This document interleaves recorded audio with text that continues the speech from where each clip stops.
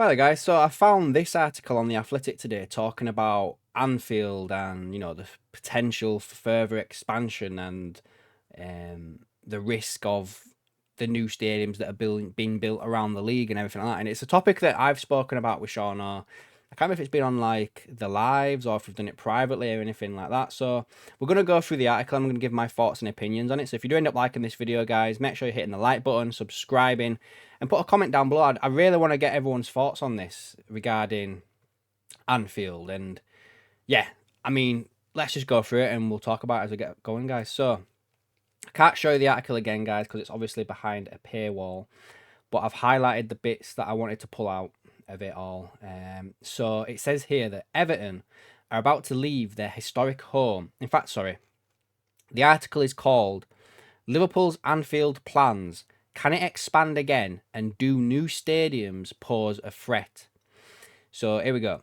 Everton are about to leave their historic home for a new 52,000 arena 2 miles away on Anfield's waterfront. Down the M62, Man United, Liverpool's historic arch rivals, recently announced plans to build the biggest stadium in the UK, an iconic new 2 billion 100,000 seater close to their current Old Trafford home. So where do these projects leave Anfield, which is still the largest stadium in the city at 61,000 and the most iconic venue in the Premier League, but for how long? So they've broke it down as they do on The Athletic into little paragraphs. So the next one is, how much has Anfield changed under club owners FSG? So Anfield has been transformed since FSG bought Liverpool in 2010, where houses were once tucked tightly up to all sections of the ground. Now they are wide walkways on either side of the newly built Anfield Road stand and the main stand, with those largely derelict, run-down properties outside, some of which were previously owned by the club, no longer stand. It still looks and feels like the older version of Anfield, and many of the surrounding features remain, but there are 15,000 more seats and a modern, regenerated look to the place now.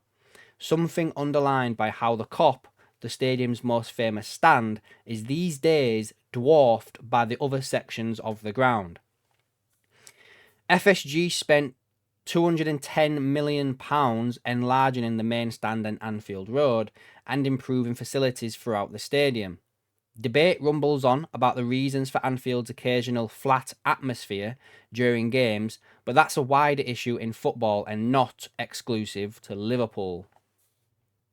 I think a part of it is down to the younger generation. Like, I'm not thinking, but I do think some of it may be down to younger generation. And because remember when FIFA were doing like a rule of like maybe are they going to make the games shorter because people's attention spans are not for that now. I don't know. There was something behind that. They've obviously done a bit of science behind it. I don't know. Just saying. The next paragraph. Are there any thoughts on increasing capacity again? In July of last year, Billy Hogan told The Athletic that there were no plans for further expansion of the stadium, and that still remains the case. When FSG took control of the club from Hicks and Gillette and set out plans to rebuild rather than pursuing previous plans to build a new futuristic, imaginative and very exciting stadium on Stanley Park, the aim was clear. Liverpool had to find a way to compete with United, who had increased revenue through their own Old Trafford expansion and were still considered the team to beat. FSG felt the best way forward was to modernise the ground, where it could rather than start afresh, a decision underpinned by the club revealed losses of almost 50 million in 2012, including a huge amount written off on the new stadium project. Rebuilding the main stand and expanding the Anfield Road stand enabled the stadium to welcome 60+ thousand crowds for the first time since the terracing days of the early 1950s. But further expansion on the other two sides of the ground, the Kop and the Sir Kenny Dalglish stand, are not seen as viable at this stage. The principal reason is the lack of room behind them as they both back onto houses. Expanding Anfield again could not happen without knocking down houses and relocating those residents, and Liverpool have already been through that previously with other rebuilds. Expanding the Kop is even more difficult as Walton Breck Road which is a major A road within the city, runs behind it.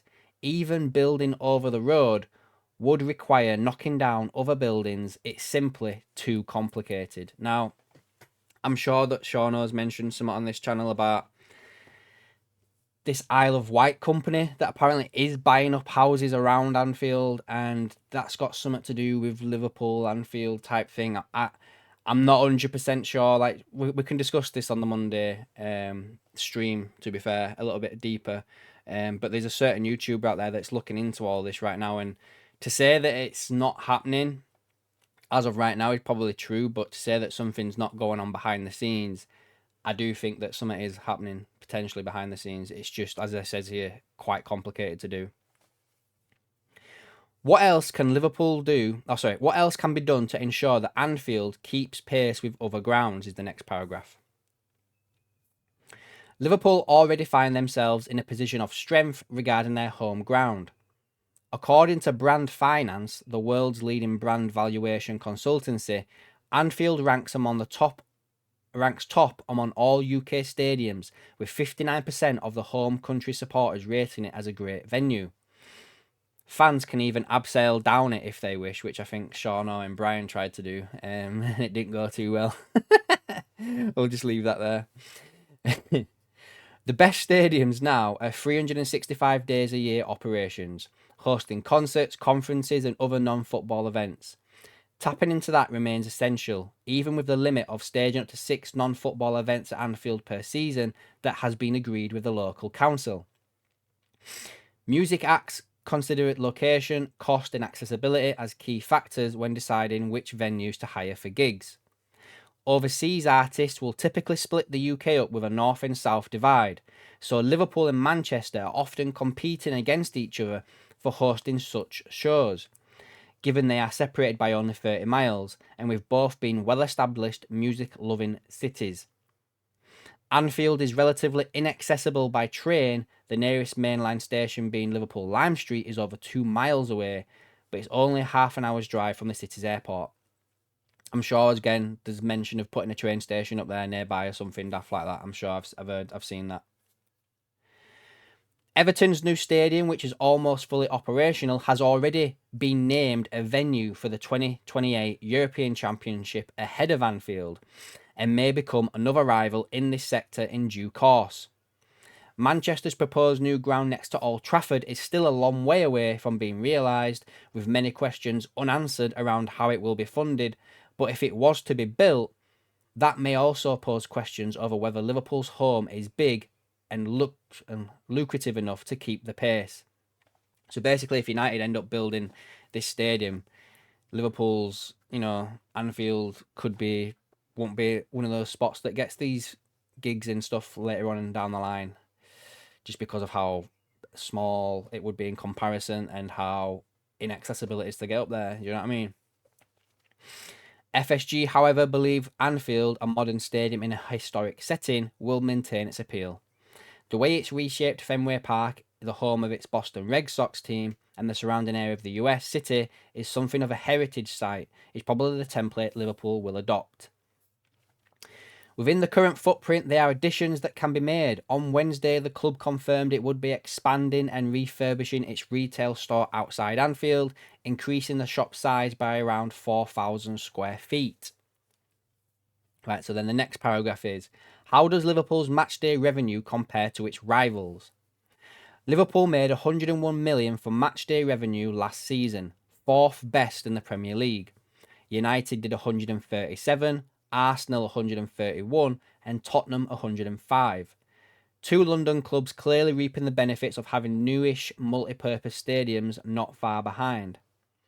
As the graph shows, Liverpool are well off the top two, but will be encouraged to know revenue is likely to increase when their next set of accounts are released early next year, following the return of Champions League football, as well as having a full season of home matches at the expanded Anfield. So the graph here is underneath, and it shows again United at the top of 137, Arsenal 131, Tottenham 105, Liverpool 101, and then the team underneath Liverpool is Chelsea at 80, and then City at 75.6 million. And then again, it's Newcastle at 50. So we are above the ones beneath us, but we are well off the top as well. So we're kind of in that middle ground, really, when it comes to this. Where else did I want to cover up to here? Ah, yeah. So Tottenham have more than tripled their matchday revenues from a decade ago to 103 million, with further boost to their commercial income thanks to other events that can be hosted at the stadium, including NFL games. Increased daily footfall, but Liverpool have not fallen too far behind. Liverpool made 308 million in commercial revenue during 23-24 season, with strong growth in partnerships and retail. This was a period where there was no concerts at the stadium because of the continuing work on Anfield Road. Apparently, the Taylor Swift stuff won't get added until it gets to the new account, so that will give it another further boost. Blah blah blah. Let's have a look. Ticket pricing now. They're going to learn about that now, guys. This last little bit. In isolation, they are reasonably competitive, albeit there's an ongoing campaign across the division for fans to push for lower ticket costs.